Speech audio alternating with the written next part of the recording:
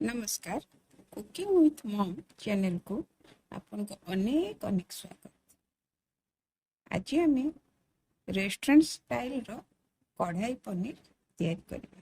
और ये कढ़ाई पनीर टी एते सहज रे हेजिबो ता आपण विश्वास मध्य कर परिबे। आपण या को वीडियो टी को मूलर शेष पर्यंत देखंतु, जम्मारू स्किप करिबे नहीं।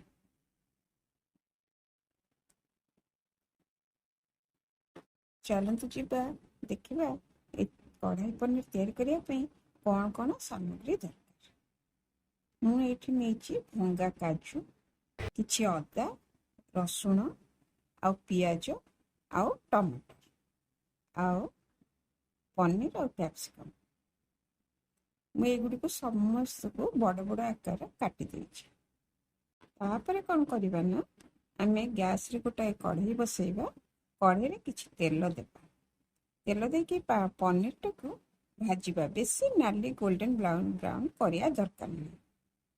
अल्प भाजी ताको कौन करिया ना, मु आउ गोटे गैस रे कढ़ाई रे बसैछि गरम पानी और सेथिरे टिके लूण देछि। से पनीर को भाजी सारला परे मु से गरम पानी रे पकै देबा, जा फल कि या सॉफ्ट होता है। वर्तमान पनीर हो गलानी, मुझे गरम पानी रे पकै। तापर कौन करबा ना, जो तेल बंची कढ़ाई रे सेथिरे आमे कौन करबा ना, जो बड़ बड़ काटिक रखिथिले पियाज और कैप्सिकम ताको आमे ऐड करदबा। ऐड करके अल्प समय पई भाजीबा, जेपरि क्रंचीनेस न जाइथिबो। भाजी हो जाइछि ताको आमे काढी दबा। काढ़ी सारा पर आम से ही कढ़ाई रे कौन करबा ना, काजू आउ अदा, रसुण, टमाटर और पियाज एगुड़ी को कौन करबा, से अल्प टिके तेल रे ताको भाजी दबा। भाजी की कौन करबा ना, ता देहरे हम पानी टिके ऐड करबा फुटिबा पे। एतिक समय फुटेबे जहाँ ए सब टमाटर पियाज सब सॉफ्ट हो जिवो और तार कंचा बास्नाटा पळै दिबो। देखंतु केमती एठी टमाटर और पियाज सब सॉफ्ट हो जाइछि। एबे कौन करबा ना, आमे से गुडी को काढी देबा। काढी के आमे रूम टेम्परेचर पर्यंत ठंडा हेबा पई देबा। तापर कौन करबा ना, से सब को आमे ग्राइंडिंग करके फाइन पेस्ट टी तैयार करबा। तापर आमे कौन जिबा, गैस को गोटे कढ़ाई बसैबा। सेथिरे आमे कौन करबा ना, टिके बटर ऐड करबा। बटर देला परे गोटे चम्मच तेल मध्य दे देबा। तापर एथिरे कौन करबा ना, जीरा फुटेबा। जीरा फुटी गला परे आमे जो पेस्ट करके रखिथिबा अदा रसुण काजू पेस्ट, ताको आमे आधरे ऐड करदबा।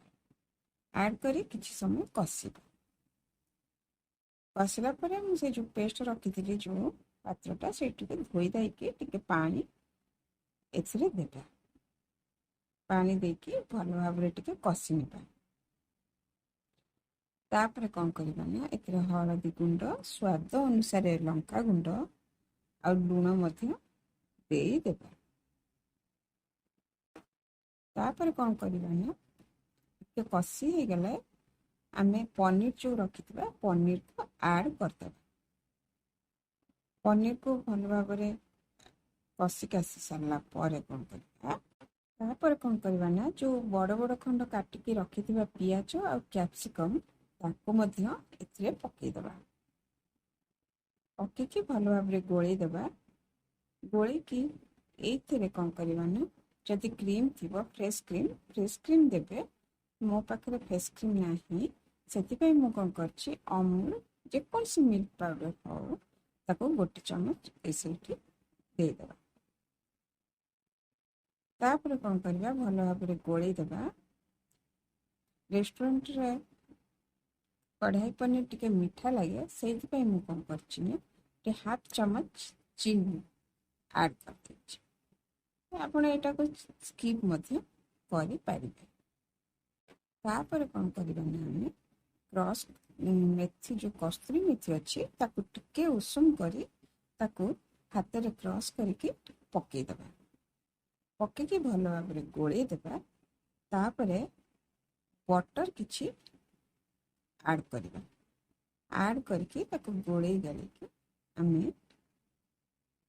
काढ़ीदबा आपण मैंने कोठू देखुंत मत कमेंट करके जनइबे आ मो रेसिपीटी जदि आपको भल लगी थाए ताहले लाइक शेयर करने को भूलिए नहीं आ फेसबुक रे देखुले आपण मैंने मत फॉलो तो निश्चय करेंगे आ किछि ऐड करने को हेले आपण मत कमेंट रे मध्य जणाई पारंते।